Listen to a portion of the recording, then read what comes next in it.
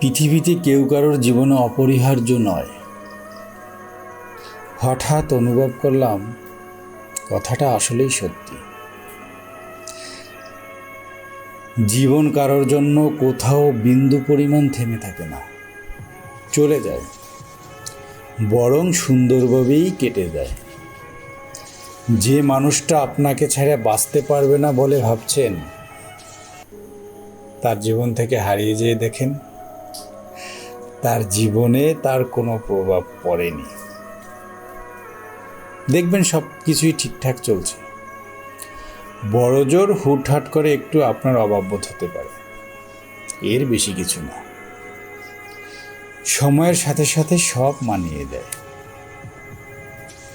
আসলে মানুষ অভ্যাসের দাস। অভ্যাস পাল্টে ফেলা একটু কঠিন, তবে অসম্ভব কিছু না।